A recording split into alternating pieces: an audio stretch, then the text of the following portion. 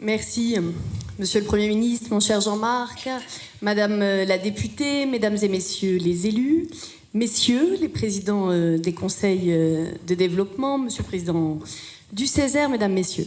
C'est évidemment un grand plaisir de vous retrouver ce soir. Alors avec un peu de retard, j'ai pas pu assister à la totalité de vos travaux, puisque je lançais le festival citoyen du 3e et dernier grand débat citoyen de ce mandat à l'échelle de la métropole que j'ai souhaité lancer avec les 24 maires autour de la question de la longévité. Autour de cette question de dire est-ce que parmi les différentes transitions, finalement, la transition démographique, qui n'est pas celle dont on parle le plus dans notre société française, n'est pas une de celles qui, dans la réinvention des modèles, qui est notre responsabilité collective, sera une des plus impactantes. Alors je ne sais pas si on peut parler de longévité pour l'Institut Kervégan, mais tout de même, 40 ans, on n'en est pas loin. C'est un très bel âge, je ne dis pas ça parce que j'ai fêté le même anniversaire que vous la semaine dernière, ça nous fait un point commun supplémentaire. Je voudrais démarrer mes propos d'abord par saluer vraiment très chaleureusement l'action des présidents qui se sont succédés, rendre hommage à Jean-Joseph Régent, Jacques Floch, Jacques Crochet et aujourd'hui, cher Alain Boise-Vivalt, à vous, à vos équipes, à ceux qui vous ont accompagnés, parce que cela a été dit, mais je crois que cela mérite d'être salué. La plus-value que vous avez amenée à notre territoire est à la hauteur de ces longues années de réflexion partagée. Pour ne pas être trop longue, je voudrais peut-être partager 3 raisons qui m'invitent à dire ma satisfaction et ma reconnaissance de l'action qu'il a été la vôtre sur des sujets ô combien d'actualité. La première est liée à cette question de territoire. Vous l'avez beaucoup évoqué. Certains savent ici que je dis parfois que l'avenir de ce pays s'invente aussi, et peut-être sur certains sujets, d'abord dans nos territoires. On a besoin d'un État fort, on a besoin d'un État stratège, on a besoin d'un État qui protège, on a besoin d'une Europe avec un véritable projet, je n'en dirai pas plus dans la période, mais on a aussi besoin, en France, de faire confiance aux territoires, qui sont des laboratoires d'expérimentation, des laboratoires d'imagination sur de nombreux sujets. Et ici, la démonstration en a été faite. Je ne reviendrai pas sur la constitution de la métropole, ça a été fait avant moi. Je veux saluer l'action de Jean-Marc Ayrault, de Jacques Floch, et de dire que c'est parce qu'il y a eu ce temps d'avance, parce qu'il y a eu cette conception de la métropole, qu'aujourd'hui, avec d'autres, je peux porter cette idée de l'autre métropole et de ce concept d'alliance des territoires que Patrick Maréchal a eu l'amitié de souligner tout à l'heure. C'est quoi l'alliance des territoires? C'est de se dire d'abord qu'il faut se méfier des présupposés et des idées répandues. Moi, je conteste le fait que dans ce pays, tous les territoires urbains seraient riches et tous les territoires ruraux seraient pauvres. Parce que c'est inexact intellectuellement. Et la force d'un institut comme Kervégan, c'est aussi de remettre des chiffres, de l'objectivité sur des présupposés qui, excusez-moi de le dire de manière directe, passent en 2 secondes à BFM TV, j'espère qu'il n'y a pas de journalistes de BFM TV, cèdent parfois à la facilité de l'immédiateté, mais ne répond pas à la rigueur intellectuelle. Parce que dire ça, c'est oublier 2 choses. C'est oublier qu'en France, les plus grandes poches de précarité, jusqu'à preuve du contraire, sont bien au cœur de nos métropoles, et puis c'est minorer, et c'est assez désagréable, je trouve, la capacité d'inventivité, de créativité de bon nombre de territoires urbains, de territoires périurbains et de territoires ruraux. A été évoqué tout à l'heure le taux de chômage en Vendée.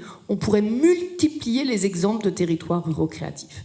Je crois qu'il y a par contre une urgence qui est de repenser la complémentarité, les interactions, ce que j'ai appelé les alliances gagnant-gagnantes entre les territoires urbains et les territoires ruraux. Je voudrais prendre simplement 2 exemples récents. J'ai inauguré mardi, avec le maire de Saint-Nazaire, David Samzin, avec un partenariat du conseil départemental, un parcours de belvédère entre le pont de Cheviré et le pont de Saint-Nazaire. Nous étions à Saint-Étienne-de-Montluc et nous avons découvert une œuvre d'un artiste qui nous a proposé de nous accompagner sur cette ponctuation de belvédère qui à la fois vient révéler ce lien entre Nantes et Saint-Nazaire autour du fleuve, évidemment, qui s'inscrit en cohérence avec nos enjeux de transition écologique.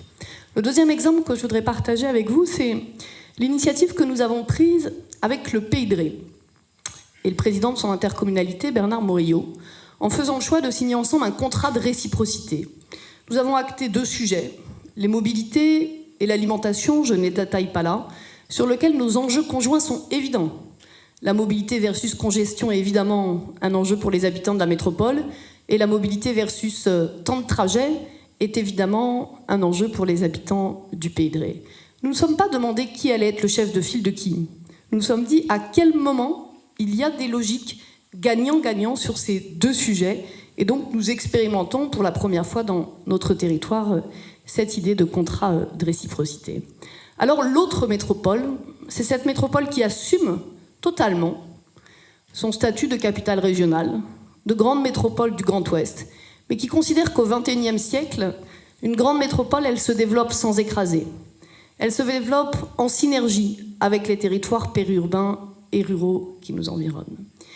Et puis, c'est une métropole qui considère que les enjeux de notre temps, et je pense notamment à la transition écologique, nous amènera de fait à penser les logiques, pas simplement en termes d'irrigation, la grande métropole qui irriguerait les territoires environnants, mais en termes d'interaction réciproque.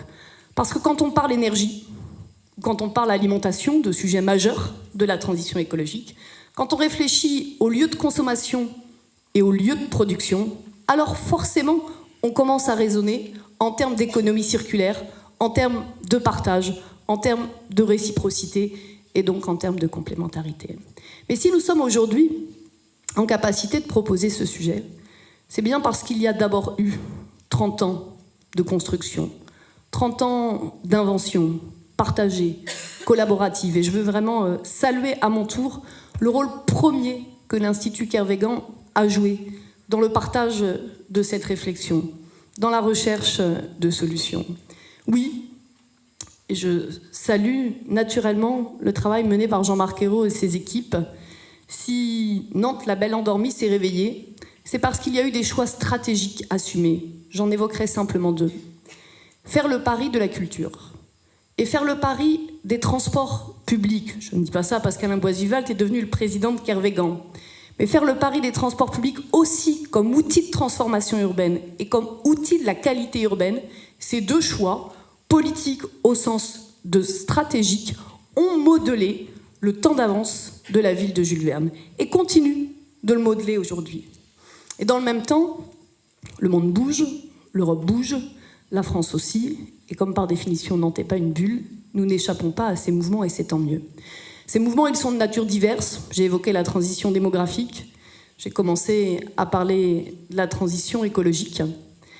Alors oui, si nous voulons être acteurs de ces transitions, ne pas les subir, nous devons faire des choix et les assumer. C'est la vision qu'avec mon équipe, je propose pour notre métropole en se disant d'abord que dans une grande métropole, on doit continuer à avoir des grands projets. J'en cite 3. Une nouvelle gare, un nouveau CHU et un nouveau mine. Ce sont des grands projets qu'à l'échelle d'une grande collectivité locale, et heureusement pour nos finances publiques, on fait plutôt une fois tous les 30 ans qu'une fois tous les 5 ans. Alors oui, nous sommes au début d'un nouveau grand cycle d'investissement pour la métropole nantaise. Mais nous avons fait un 2e choix. J'ai fait un 2e choix. C'est de colorer ces grands projets des enjeux de notre temps, et notamment de la transition écologique, parce que je crois que pour faire société, pour faire cohésion, la conjugaison des enjeux écologiques et sociaux, d'un contrat écologique et social est absolument indispensable. C'est dans cet état d'esprit que j'ai proposé que la nouvelle gare s'ouvre sur le Jardin des Plantes, avec cette volonté de faire monter en puissance la nature en ville. C'est dans cet état d'esprit que j'ai proposé que nous ayons sur le Mine la plus grande centrale photovoltaïque de l'Ouest, et que c'est une entreprise locale, herblinoise, pour être précise, qui a été acteur de ce domaine. C'est bien la preuve que le temps où on opposait l'économie et l'écologie doit lui aussi être révolu. Faire basculer totalement notre métropole sur cette orbite écologique et sur le fait de se dire que les grands projets, comme les projets du quotidien, doivent aujourd'hui être pensés avec cette dimension. Alors si je vous invite, puisque c'est le moment de l'anniversaire, à une petite balade dans le Nantes de dans 10 ans, prenons Alain Boisvivalt. Alain arrive dans 4 ans, 5 ans, 6 ans, il a réunion à Kervégan. Il descend d'un train avec une nouvelle gare, signée rue di Ricciotti. Il a le choix, soit il sort gare Nantes, gare Jardin des Plantes, avec la possibilité de redécouvrir dès en sortant du quai la nature en ville, ou d'aller jusqu'au musée d'art, grand musée qui, je le rappelle, quand il a réouvert, a été la plus grande opération muséale en France. Soit il sortira sortie sud, sortie vers l'eau, puisque là, le canal Saint-Félix, avec l'équipe Terre qui a été retenue, proposera demain un aménagement totalement requalifié du jardin Saint-Félix. Il empruntera la première branche de l'Étoile Verte. L'Étoile Verte, c'est cette idée de la mise en réseau de nos parcs et de nos jardins. Il passera devant le miroir d'eau. Il décidera peut-être d'aller jusqu'au Bas-Chantenay, rejoindre ses petits-enfants qui seront en âge de faire des études et qui soit seront devenus apprentis sur l'Arbre au Héron ou étudieront la santé dans notre quartier de la santé. Et puis, peut-être que l'un de ses petits-enfants le rejoindra en navette fluviale, puisque ces navettes feront partie de ce qui est totalement développé et qu'ensemble, ils auront imaginé les plus innovants navires qui se construisent aujourd'hui en France et qui, naturellement, se construisent sur la métropole Nantes-Saint-Nazaire. Quel que soit ce parcours, quels que soient nos parcours, quels que soient les choix que nous faisons, l'enjeu et la force d'un institut comme le vôtre, c'est d'accompagner un territoire sur la définition d'une vision et d'un cap stratégique. Le nôtre, il est clair. C'est une ville, une métropole de dimension internationale, mais à taille humaine. De dimension internationale parce qu'aujourd'hui, les centres de décision sont européens et internationaux. Et autant je suis convaincue que l'avenir du pays s'invente dans les territoires, autant je crois que ce serait une erreur de s'enfermer dans le local au localisme. Parce que la voix des territoires, elle doit être portée à tous les échelons. Et quand je co-préside aujourd'hui à l'échelle du pays le Club des métropoles, ou quand, après Jean-Marc, après Patrick Rimbert, j'ai porté la voix de Nantes à Eurocities, ce réseau des 130 métropoles européennes, c'est parce que nos laboratoires d'imagination doivent aussi pouvoir essaimer. Et que nos laboratoires d'imagination, ruraux ou urbains, doivent aussi pouvoir interpeller les lieux de décision pour que l'interaction entre le local et le global soit absolument permanente. Alors, nous avons, je crois, dans ce territoire, la richesse du faire ensemble, du jeu collectif à la nantaise. Et ça, je crois vraiment que c'est la grande histoire d'une ville, celle qui dépasse les hommes et les femmes, celle qui dépasse les générations. Peut-être que c'est parce que nous sommes dans un territoire où rien ne nous a été donné, tout a été construit, conquis, prendre notre destin en main, tu le disais tout à l'heure. Eh bien, je crois que cette grande histoire collective a façonné notre capacité à travailler ensemble. Cela a été dit, je crois, par le président du Césaire, au-delà de nos sensibilités, au-delà du rôle de chacun. Mais tenir un cap, c'est aussi assumer les questions que ce cap peut poser, les tensions parfois. J'en citerai juste une pour prendre un exemple concret. Je suis persuadée que dans cette salle, chacun a entendu des questions autour de la densité à Nantes, autour de la sécurité, autour de la propreté. Prenons la densité pour ne pas être trop longue. Oui, est une grande métropole, européenne et à taille humaine, c'est assumer ce type de questions. Et c'est les assumer en responsabilité. Si je prends la densité, c'est dire qu'on ne peut pas être contre l'étalement urbain, quand on est engagé comme nous le sommes sur ce territoire pour la transition écologique, et ne pas vouloir continuer à construire au cœur de la ville. On ne peut pas être pour la préservation du pouvoir d'achat des habitants et ne pas mesurer, le SINA nous l'a rappelé récemment et je les en remercie, que le jour où on arrête de construire dans une ville, c'est l'envolée des prix et que c'est les plus modestes et les plus fragiles qui en subiront les conséquences. Par contre, inventer la ville de demain, c'est entendre les aspirations et avoir cette attention si forte, toujours renouvelée, toujours à réinventer, que cette dynamique, ce mouvement de la ville, il doit toujours faire la plus grande place à la qualité de vie. Alors c'est pour cette raison que dans ce mandat, j'ai pris des inflexions fortes sur ce sujet, j'en cite 2. La première, c'est l'instauration d'un coefficient nature en ville. Quant à Nantes aujourd'hui, quand on construit, on est obligé de réserver un pourcentage de la parcelle à une partie de nature en ville, un jardin, un patio, un mur végétalisé. Alors on cherche la solution pour trouver une ville intense, mais une ville qui respire.